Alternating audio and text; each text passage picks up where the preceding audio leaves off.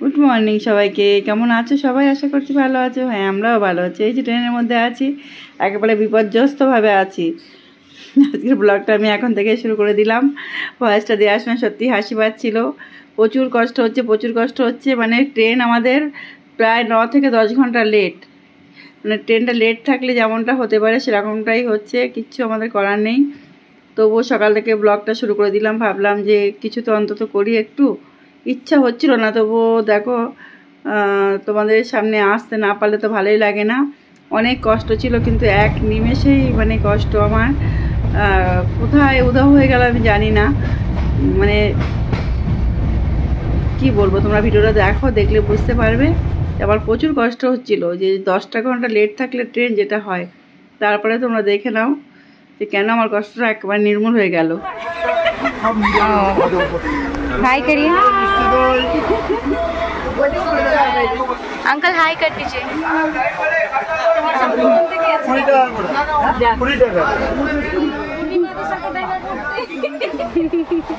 আমি আশাই করিনি, সত্যি একদম মানে আশাই করিনি। নাড়ু সোনাকে বাবা ভিডিওতে দেখি আর এখন দেখো কুচকু একদম একদম কুচকু বাচ্চা তো।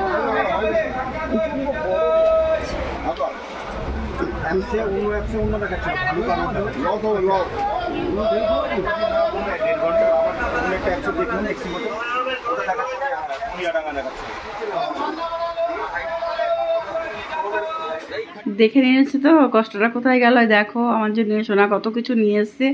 সব থেকে আমার খারাপ লাগছে যে আমি কিচ্ছু করতে পারলাম না। ওর বাচ্চা মেয়েটা আছে, তার জন্য আমি কিচ্ছুটি করতে পারলাম না। আমার ভীষণই খারাপ লাগছে।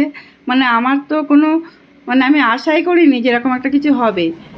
যে শুধুমাত্র ট্রেনটা লেট ছিল বলে, হ্যাঁ এখন আমার ট্রেনটা লেট হওয়াতে আর কোনো কষ্ট নেই। মানে ট্রেনটা লেট হয়েছিল বলেই আমার আজ জয়ার সঙ্গে দেখা হলো। আর যদি এরকমটা না হতো হয়তো দেখা হতো না। হ্যাঁ, কোনো না কোনো দিন হয়তো দেখা করতাম বা সেরকম একটা প্ল্যান ছিল, কিন্তু এইভাবে যে এরকমভাবে দেখা হবে আমি আশাই করিনি। যাই হোক, ওর আশাতে আমার যতটা কষ্ট ছিল সবটা একদম নির্মূল হয়ে গেছে। এই তো বললাম, আগেও বলেছি, এত কষ্টের মাঝখানেও আমি মোটামুটি আবার ভিডিও শুরু করে দিয়েছি। মানে ওই যে একটু এনার্জি দিয়ে গেছে, তারপর থেকে মোটামুটি এনার্জি পেয়ে গেছি। চলো, প্রায় আমি আমার গন্তব্যে চলে এসেছি। দেখো কোথায় চলে এসেছি, এই যে মেয়ের বাড়িতে চলে এসেছি। মেয়ের বাড়ির উদ্দেশ্যে বেরিয়েছিলাম, তোমরা তো জানো।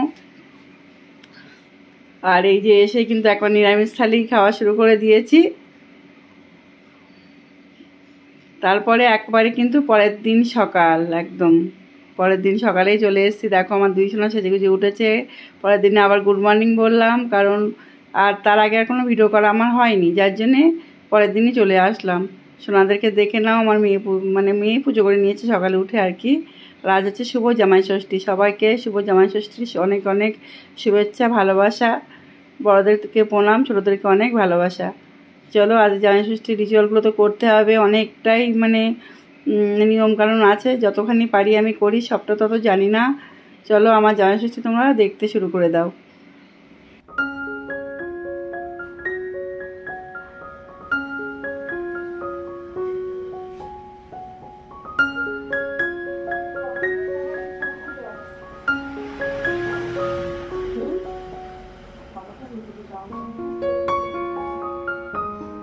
ছবি করবে না, আমার যদি দেওয়া দরকার অন্য কোনো ছবি দেবো না, আমি এতে ছবি করবো। এই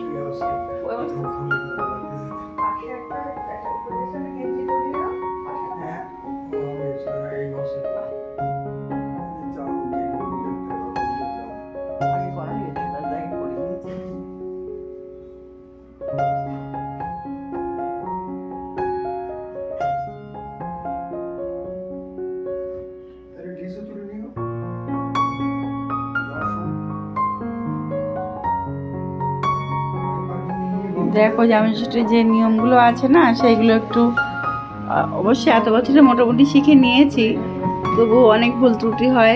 মানে ভাবে কি এটা ভুল হয়ে গেল, পরের বারে না হয় আবার ঠিকঠাক করে নেবো, এরকমটাই চলে আর কি।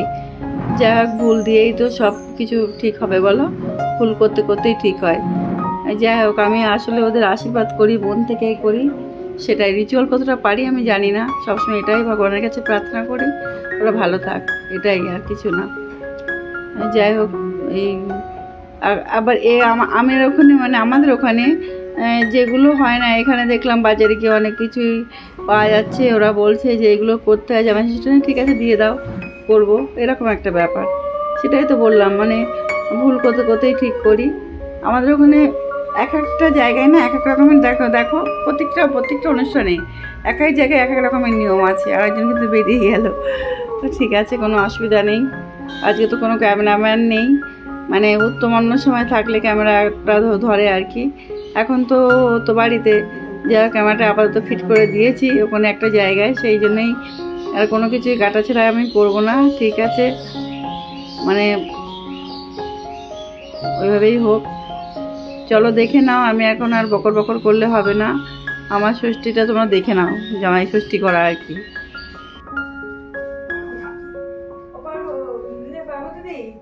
তুমি শাক বাঁধতে পারো?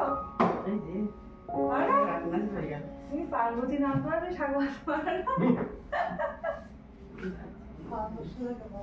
এখন ঝাড় মানে একটুখানি 2 মিনিট রাখো, একটু বন্ধ রাখো, ঝাড়ুটা।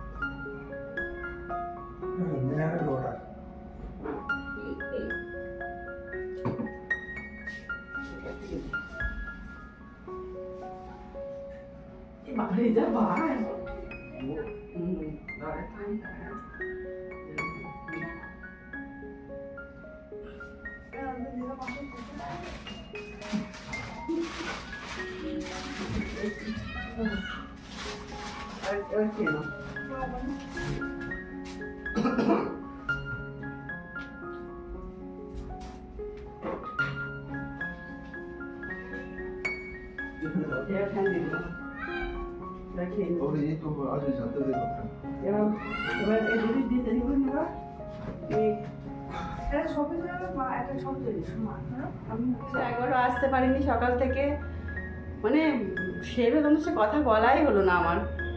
এই দেখো কোথায় এসেছি, বুঝতে তো বেড়ে গেছে এতক্ষণে আমাদের ভিডিও, মানে সব কিছু দেখে জামাই ষষ্ঠী তো করেই ফেললাম, মানে সকালে যে রিচুয়ালটা সেটাই করেছি। আর এরপরে তো দুপুরে রান্নাবান্না খাওয়া আছেই, দুপুরে রান্নাবান্না এখনও শুরু করিনি, এবারই করব। কারণ আমি ধরো খাবো না, ষষ্ঠী আছে, আর জামাই আসবে অনেকটাই দেরিতে, কারণ হচ্ছে ওর হাফ বেলা আর কি অফিস, সেই জন্য গেছে, আসবে দেরি হবে, খুব বেশি তাড়াতাড়ি আসতেই পারবে না। আর রইলো কথা, ও খাওয়া দাওয়া তো ওর যা একটা দিয়ে ম্যানেজ করে নেবো। আর জামাইয়ের বান্নাগুলো একটু গুছিয়ে গেছে পরে করছি আর কি, একটু বসে গল্প করে দিচ্ছি। আর ভাবলাম তোমাদেরকেও একটু বলি, মানে কথা বলি তোমাদের সঙ্গে আর কি। দেখো কথা বলতে গেলে না আমার এই যে জড়িয়ে ফেলি খুব মুশকিল। এই দেখো আমার মেয়ে বসে আছে,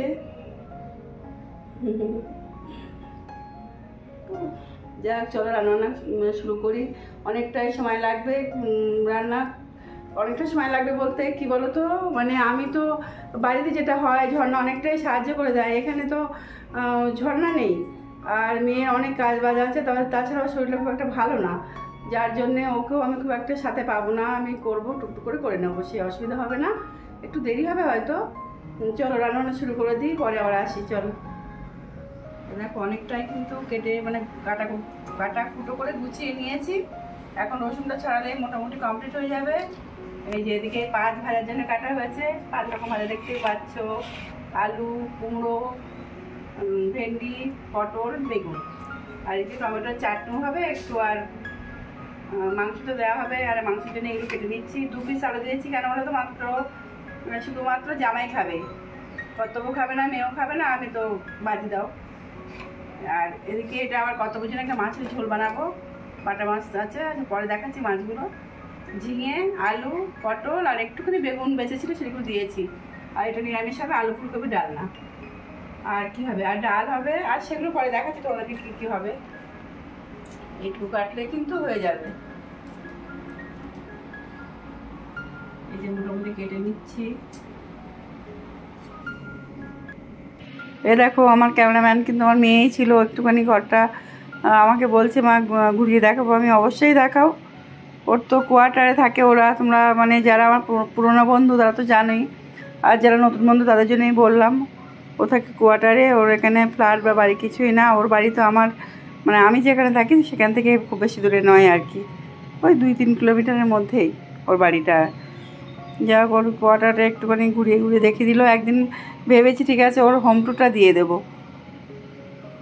এই যে ওর ছোট্ট একটা ব্যালকনি, সেখানে টুকটাক গাছ লাগিয়েছে, ছাদেও গাছ আছে। কালকে ভিডিওতে তোমাদের ওর গাছগুলো দেখাবো। আর এই যে একবারে রাস্তার গায়ে কোয়ার্টারটা, এটা ভেতরে রাস্তা না, ওদের মানে এর মধ্যে এই যে রাস্তা, সেই রাস্তাটার গায়ে আর কি। তাই একটু দেখি সব ঘুরিয়ে ঘুরিয়ে দেখিয়ে দিল।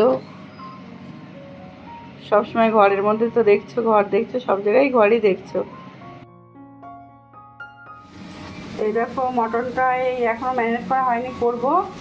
আর এই মাছ বলতে এই যে পমফ্রেট মাছ 3 পিস, আর এদিকে বাটা মাছ আছে। ওই খাওয়ার লোক কিন্তু আজকে মাছ খাওয়ার লোক বলতে একমাত্র কর্তব্য খাবে, এটা তো খাবে না কর্তব্য মটনটা, শুধু বাটা মাছটাই খাবে। আর পমফ্রেট মাছ জানি না খাবে কিনা, তবু করবো। আর কী কী দিয়ে কী রান্না করবো তো বলে দিয়েছি। এদিকে দেখো ডালটা বসিয়েছি, ডাল সেদ্ধ, আর এদিকে টমেটো চাটনি হবে, মানে সব কিছু দিয়ে দেবো।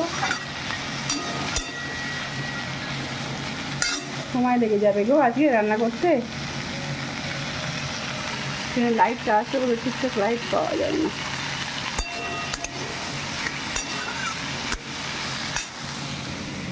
চলো এগুলো একটু মানে এইটাকে একটু ম্যারিনেট করে নিয়ে তারপর আবার পরে আসছি।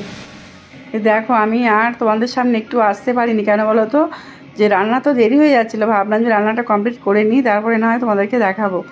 এবার জামাইও তাড়াতাড়ি এসে গেছিলো জানো তো, ভাবলাম যে একটু দেরি হবে হয়তো, ওই যাই হোক টাইমের মধ্যে এসে গেছিলো, একদম টাইম মতো, মানে খাওয়ার টাইম মতো আর কি। যাকে যে ডাল, ফুলকপি তরকারি, মাছ, মাংস, চাটনি এগুলো দিয়েছি। আর ওদিকে জামাইকে দুজনকে দিয়ে দিয়েছি আর কি। চলো বন্ধুরা, আজকে কিন্তু এই ব্লগটা আর অনেক বড় হয়ে যাচ্ছে, বড় করব না। আর 2 দিন ধরে চলছে, তোমরা তো দেখছো। আর কাল বলবো না, আবার একটা নতুন ব্লগের সঙ্গে তোমাদের সামনে আসবো। যদি ভালো লেগে থাকে লাইক, কমেন্ট, শেয়ার করতে ভুলো না। আর সবাই কেমন লেগেছে বলো কিন্তু একবার। চলো সবাই, টাটা টাটা।